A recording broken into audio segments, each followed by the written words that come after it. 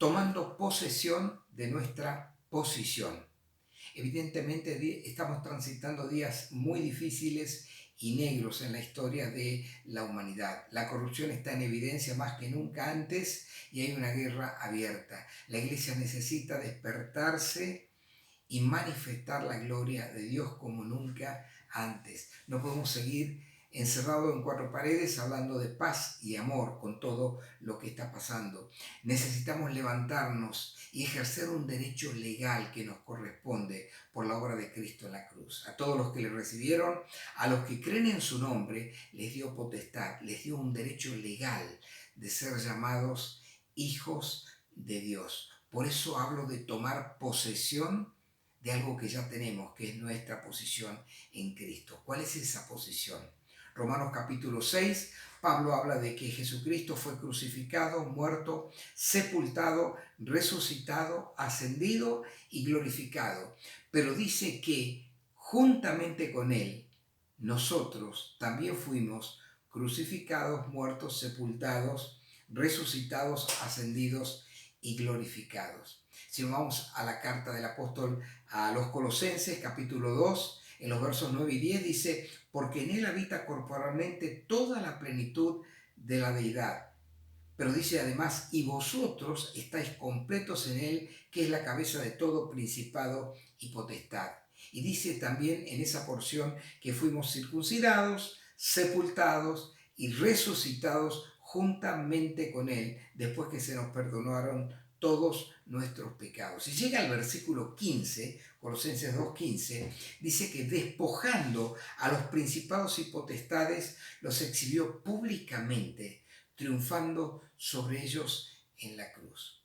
Y cuando nos vamos a la carta a los Hebreos, en el capítulo 10, dice en versos 12 a 14 que Cristo, habiendo con una sola ofrenda, hizo perfecto para siempre a los santificados. Entonces, la pregunta que me viene es: ¿contra quién estamos luchando hoy? Satanás, sus principados, sus potestades y todos sus emisarios en el día de hoy, llámese George Soros, Bill Gates, Nuevo Orden Mundial o quien fuera, dice que fueron exhibidos, publicados públicamente, fueron exhibidos en la cruz y vencidos ya. Yo creo que el problema está en nuestra mente, en nuestros conceptos, en nuestras creencias, en lo que oímos, en lo que vemos y en lo que pensamos con una mente natural. Por eso tengo que entender en el espíritu lo que es mi posición para poder tomar posesión. ¿Cómo puedo poseer algo que ya tengo? Y tengo que comprenderlo. Tengo que tener madurez. Un niño no comprende. Por eso Pablo, cuando habla en su carta a los Gálatas en el capítulo 4, dice: mientras el heredero es un niño, es igual que un esclavo. Y dice Pablo: cuando éramos niños, estábamos en esclavitud. Pero venido el tiempo, Dios envió a su Hijo, por quien recibimos, ¿qué? Además de la salvación, la adopción de hijos. Es decir, ya no soy esclavo, soy un hijo.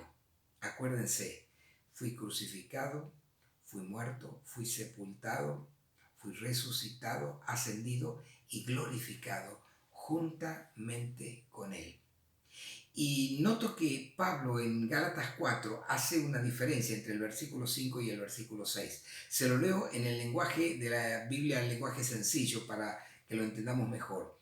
Dios lo envió para liberar a todos los que teníamos que obedecer la ley y luego nos adoptó como hijos suyos. Hasta ahí Pablo se incluye en todo. Nos adoptó como hijos suyos. Fíjense en el versículo 6 cómo cambia. Dice: ahora, como ustedes son sus hijos, Dios ha enviado el Espíritu de su Hijo a vivir en ustedes. Por eso, y vuelve a incluirnos, por eso cuando oramos a Dios, el Espíritu nos permite llamarlo papá, querido papá. ¿No le suena conocido?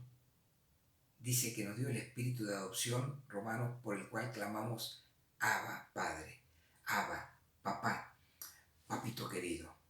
Pablo tenía un entendimiento tan claro de esto, que cuando llega al versículo 19 de Gálatas 4 dice, hijitos, por quienes vuelvo a sufrir dolor de parto, hasta que podamos entender. Pero para entender, Cristo tiene que ser formado en cada uno de nosotros. Y fíjense que cuando Pablo está hablando en Colosenses, dice al comienzo del capítulo 2, que ya lo hemos considerado recién, dice que sostenía una gran lucha para que los colosenses logren alcanzar las riquezas de este entendimiento, a fin de que podamos conocer esto que él lo llama en ese momento un misterio. Vamos a Efesios capítulo 1, versos 15 al 23, y dice: cada vez que escucho de la fe de ustedes, le dice Pablo a los Efesios, yo le doy gracias a Dios, pero le pido que les dé un espíritu de sabiduría y revelación en el conocimiento de Él, para que podamos comprender tres cosas, que es la esperanza a la que nos llamó, una herencia muy rica y gloriosa y un poder sobrenatural tremendo. Todo esto operó en Cristo y está disponible para nosotros hoy, pero debemos madurar, y es urgente, es hoy, es ahora, y ojalá que ese espíritu de sabiduría y revelación pueda llegar en este tiempo. Yo sé que este es un tema muy profundo, pero tenemos un buen tiempo en esta cuarentena para meditar, porque el Señor nos está preparando para manifestar su gloria tal vez como nunca antes. Quiero darles dos ejemplos, uno está en la Biblia, otro no. Carlitos Páez, sobreviviente de la tragedia de los Andes, año 1972, cuando él, junto con un equipo de rugby y sus entrenadores, va en un avión desde Uruguay a Chile para competir en un campeonato. El avión sufre una tragedia, mueren muchos de sus integrantes, solamente 16 sobreviven. Y él dice, en algún momento vino el que estaba, Gustavo, no me acuerdo el apellido, que estaba a cargo de la radio, y le dice: Carlitos, tengo una buena noticia para darte. Acabo de escuchar en una radio chilena que nos dejaron de buscar y que van a venir a recoger nuestros cadáveres en febrero, después del tiempo del deshielo. Y dice Carlos, yo en ese momento, Carlos era el más joven de toda la expedición, 18 años, lo quería matar. ¿Cómo va a ser una buena noticia? Y le dice Gustavo, ¿sabes por qué es una buena noticia?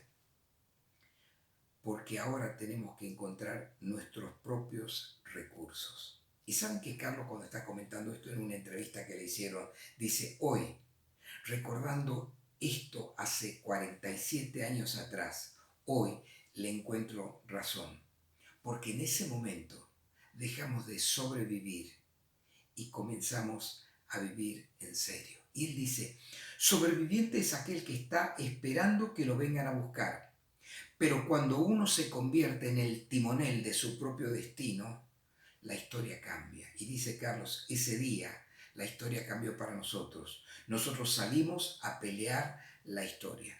Y yo rescato tres cosas que me llamaron poderosamente la atención en el tema que estamos tratando.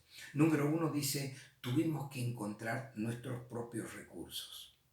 Número dos dice, dejamos de sobrevivir y comenzamos a vivir.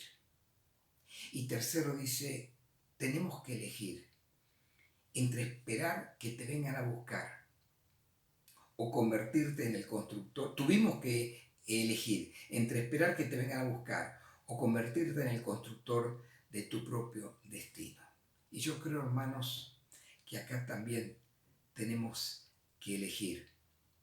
La ayuda no va a venir de otro lado, la ayuda va a venir de adentro. Y Carlos no estaba hablando del Espíritu Santo que mora en el Hijo de Dios. Vos y yo lo entendemos en una dimensión potenciada. Esto nos trae una luz, nos tiene que revelar esta gran verdad de Cristo en nosotros como la esperanza de gloria. Justamente en este tiempo de cuarentena que tenemos bastante para meditar y reflexionar en esta gran verdad. Y el segundo ejemplo es el de Noé y el arca. Tres cosas en cuanto a Noé también. Número uno, construyó un diseño divino para el diluvio que iba a venir. Número 2, le llevó 120 años construir ese diseño.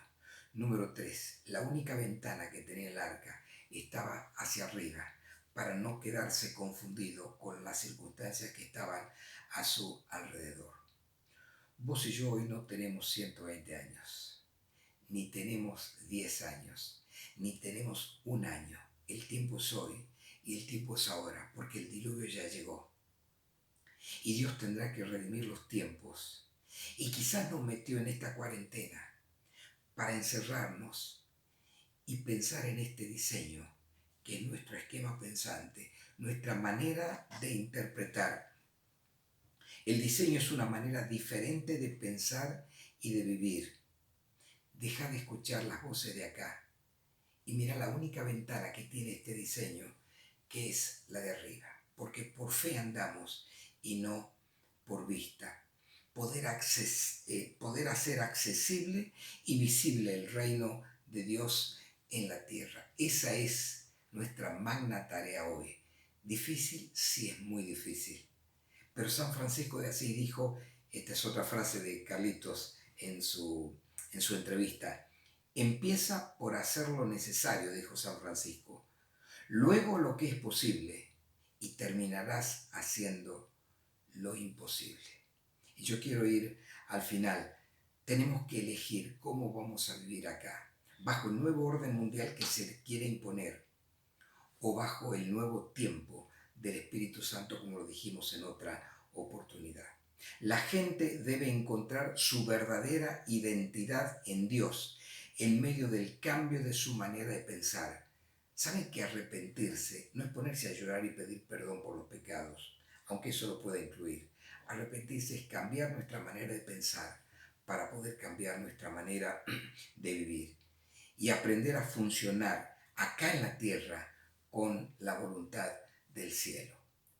¿Qué quiero decirles? Y cierro. En mi espíritu yo estoy sentado con Cristo en lugares celestiales. Mi cuerpo que está acá en la tierra lo va a poder manifestar en la medida en que mi alma lo pueda ir comprendiendo. Yo no sé en qué estado te encuentras de esta cuarentena. Algunos van mejor, otros van peor. Yo quisiera que toda la iglesia del Señor salga revolucionada con esta concepción, este entendimiento de lo que es nuestra identidad en Cristo. Yo quiero decirte que Dios nos ama más de lo que podamos amar a nosotros y de lo que podamos jamás entender e imaginarnos. Dios te ve perfecto en Cristo y está esperando que lo creas para ayudarte a manifestarlo en la tierra.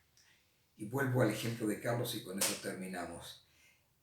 Él dice que todo el mundo reconoció el trabajo en equipo que tuvieron que hacer para sobrevivir en aquella experiencia en los Andes. Incluso su libro Viven y la película y todo lo que se escribió lo utilizan las grandes empresas para hablar de la importancia del trabajo en equipo. Yo quiero recordarte que esta historia va a terminar con Dios al volante, siendo todo en todo, como dice 1 Corintios 15, 28. Y quiero decirte que el mundo gime esperando esta gloriosa manifestación de nosotros, los hijos de Dios. Te bendigo.